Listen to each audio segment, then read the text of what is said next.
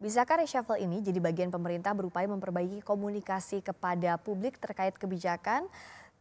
Apakah ini bisa jadi upaya itu dan apa yang harus dilakukan? Tadi kan masih ada catatannya bahwa harusnya ada juru bicara sendiri, harusnya tidak berhenti di pembentukan badan komunikasi Ya, pemerintah. Apa yang bisa dilakukan? reshuffle hanya jawaban sesaat ya. Hmm. Karena tidak semua tuntutan ataupun eh, ketidakpuasan publik itu harus reshuffle kabinet. Tidak harus. Nah, hasil reshuffle ini hanya akan bisa dibuktikan oleh waktu.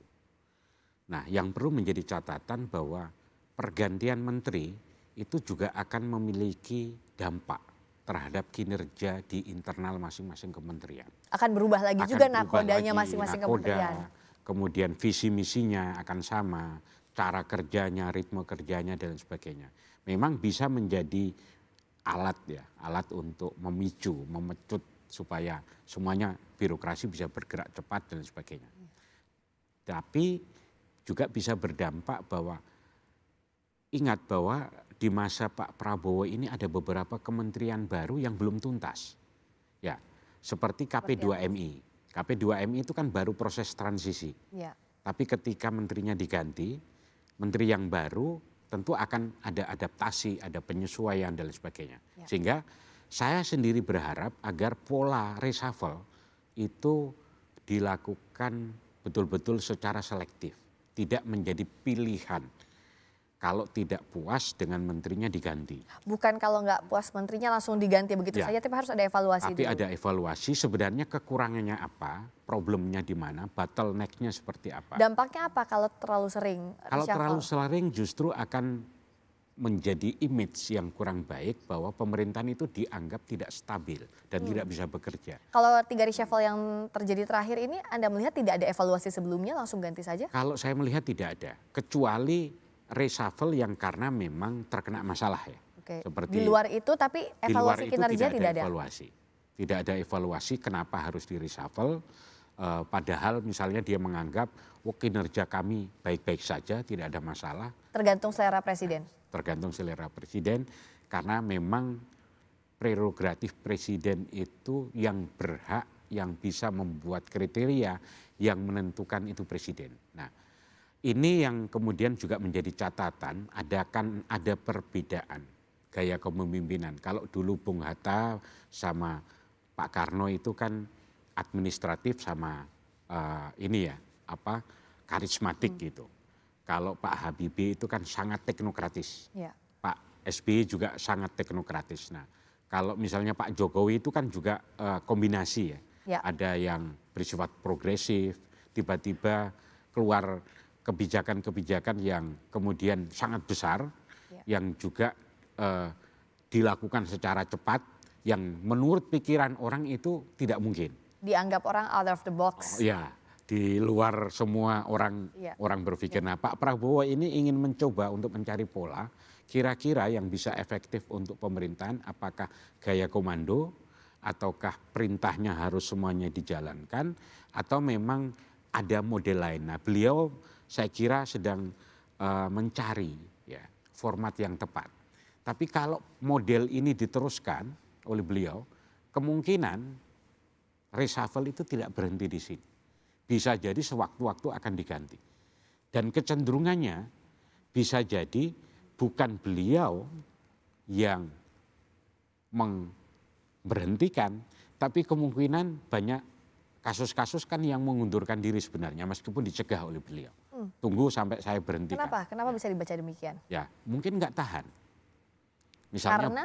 Beberapa pejabat yang lain ya seperti Bulog, kemudian Bu Sri Mulyani yang kemarin, kemudian yang lain itu juga ada isu-isu semacam itu. Jadi wacananya karena mengundurkan diri, tapi sebenarnya diberhentikan oleh presiden. Berarti apa yang Jadi harus dievaluasi? harus ada evaluasi yang transparan, dan saya kira tidak bisa hanya dilakukan secara personal oleh seorang presiden. Sistem kementerian negara ini harus ada dilengkapi dengan evaluasi kinerja yang cukup bagus supaya ada penjelasan-penjelasan yang rasional. Nah, apakah ini memang diperlukan oleh Pak Presiden atau tidak, ataukah semua keputusan kan ada di tangan saya. Itu yang saya lihat. Meskipun Pak Presiden Prabowo juga selalu bilang bahwa tidak ada visi misi menteri, adanya Ya. visi misi presiden. Ya, karena para menteri yang sekarang bahkan juga pemerintah daerah itu sudah dikonsolidasikan untuk menjalankan 17 program prioritas presiden dan 8 atau asta-citanya presiden, dan itu sudah jalan. Soal kurang cepat atau soal targetnya masih belum tercapai, ini baru 1 tahun. Jadi masih ada waktu. Nah, ini yang kemudian perlu ada strategi ya.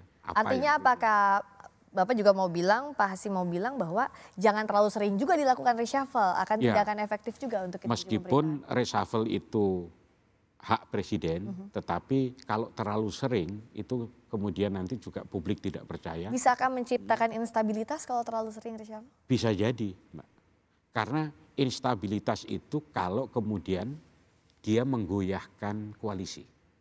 Nah, untuk yang sekarang ini belum kelihatan. Belum kelihatannya itu karena tidak terdeteksi di publik. Misalnya dari Golkar, dari PAN, dari Demokrat, PKB.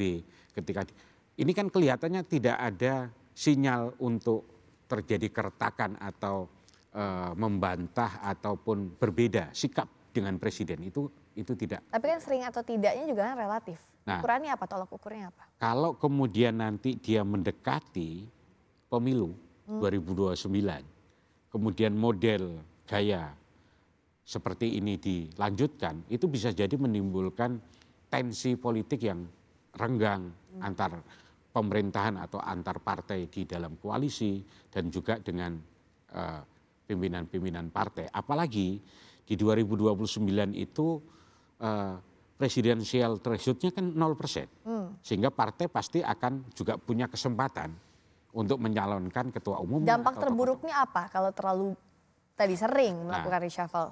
Kalau dari pengalaman yang selama ini saya kira beberapa model bisa diadopsi ya. Bahwa pertemuan dengan partai, ya, kemudian pola hubungan dengan koalisi itu akan menentukan tensi politik koalisi itu semakin terjaga atau tidak. Nah, jadi bagaimana untuk mendudukan keseimbangan antara hak prerogatif presiden, tapi juga menjaga soliditas di kabinet dengan partai politik, tidak lupa juga dengan kinerja menterinya harus jelas tolak ukurnya. Ya, memang ini kelemahan dan tantangan dari sistem presidensial. Jadi semuanya itu diserahkan kepada gaya kepemimpinan presiden.